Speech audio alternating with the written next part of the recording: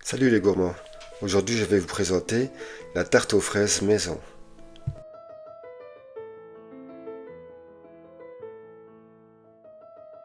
Pour commencer, nous allons prendre une demi-pâte sablée car avec le moule de 20 cm c'est assez.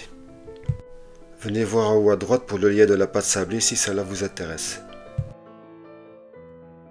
Farinez le plat de travail et ramollissez la pâte car elle vient du frigo.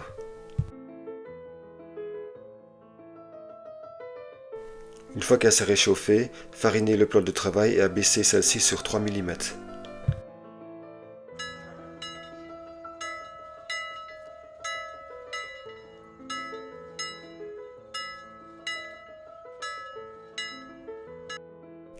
Lorsqu'elle fait 4 à 5 cm de plus que le cercle, découpez-en un. Placez le disque de pâte dans le moule sur un tapis ou un papier cuisson et récupérez le reste de pâte pour en faire des bottes un peu plus grandes que la hauteur.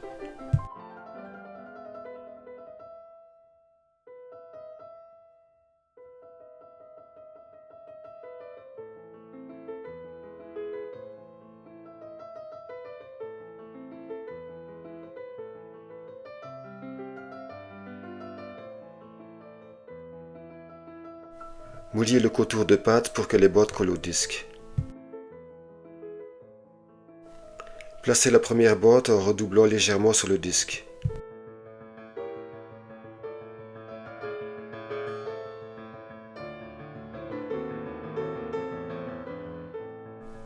Recommencez l'opération en n'oubliant pas de mouiller les redoublements.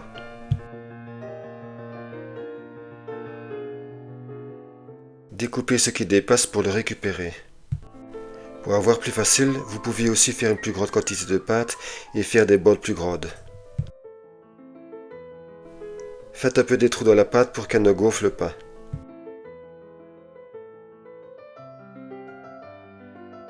Et maintenant, placez un papier cuisson dedans, plus des billes de cuisson ou des haricots secs pour faire du pois. Réservez au frigo 30 minutes pour éviter que la pâte ne retombe à la cuisson. Après avoir préchauffé, enfournez à 180 degrés 14 à 16 minutes selon les fours sur la chaleur tournante. Retirez les billes, le papier cuisson et le cercle, puis laissez complètement refroidir sur une grille.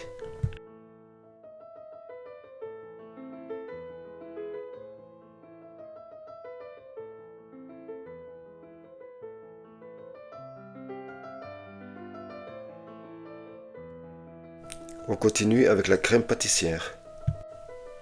Versez le lait et l'arôme de vanille dans un poêlon et laissez chauffer jusqu'au frémissement.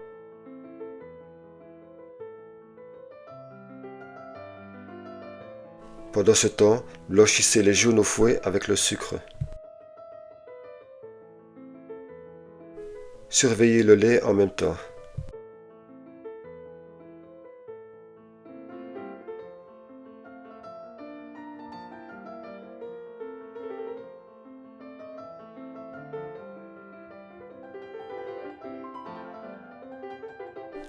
Versez la moitié du lait en mélangeant bien, sinon vous allez cuire les œufs.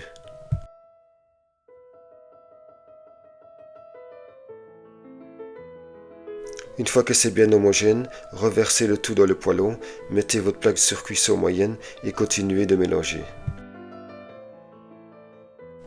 Ajoutez petit à petit la fécule de maïs tout en mélangeant entre chaque ajout.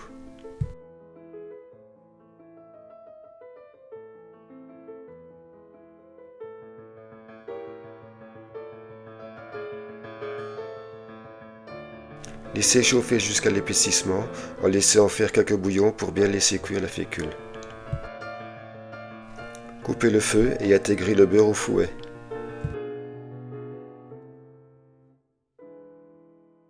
Laissez refroidir un peu, puis filmez contact pour ne pas avoir une croûte. Réservez au frigo si vous ne vous en servez pas dans l'immédiat. Maintenant, nous allons faire le nappage neutre. Tout d'abord, placez vos feuilles de gélatine dans de l'eau froide. Versez l'eau et le sucre dans un poêlon et laissez bouillir tout en mélangeant. Une fois que c'est chaud, ajoutez le citron et continuez de mélanger.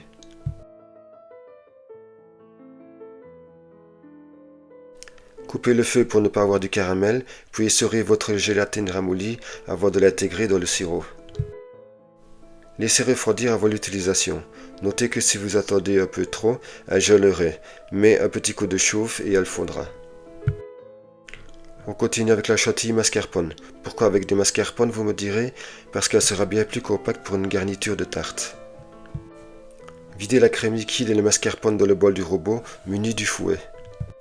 Laissez tourner sur la petite vitesse 1 minute, puis augmenter de plus en plus vite.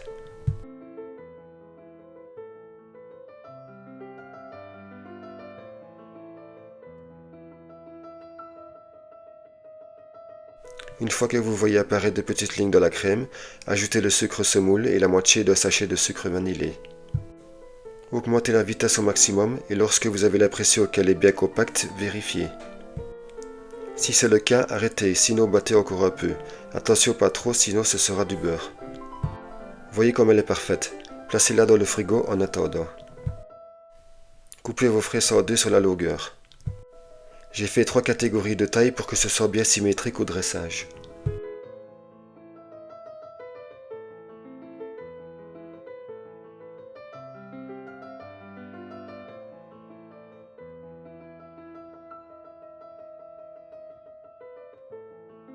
On va enfin garnir la tarte.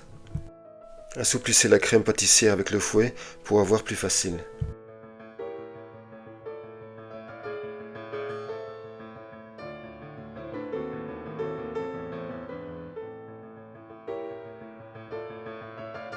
Remplissez votre fond de tarte et équilibrez le niveau avec la marisse en laissant un petit centimètre.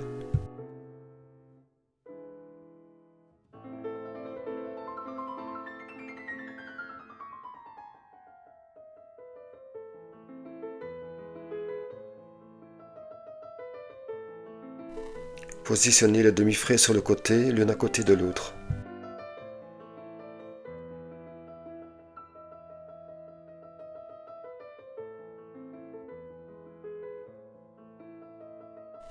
Une fois que vous avez fait le tour, partez dans l'autre sens et ainsi de suite.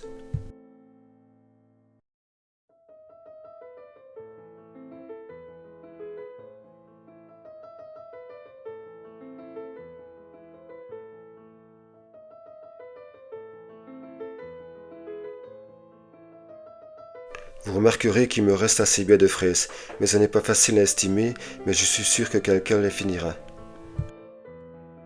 Badigeonnez allègrement le nappage, il va gélifier au froid.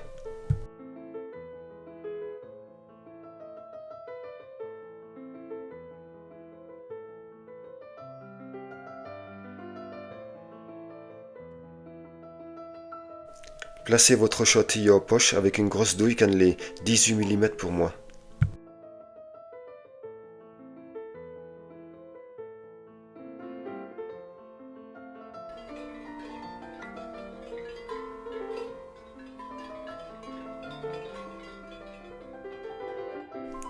Raclez la crème pour éliminer les bulles d'air.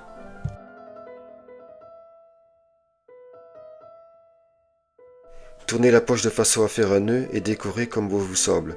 Ou pas du tout, cette tarte est très bonne sans chantilly bien sûr.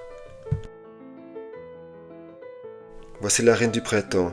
Elle allie le crémeux de la crème pâtissière et la fraîcheur des fraises.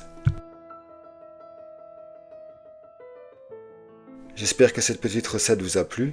N'oubliez pas de me donner un pouce, ou même mieux, de vous abonner pour recevoir les dernières nouvelles.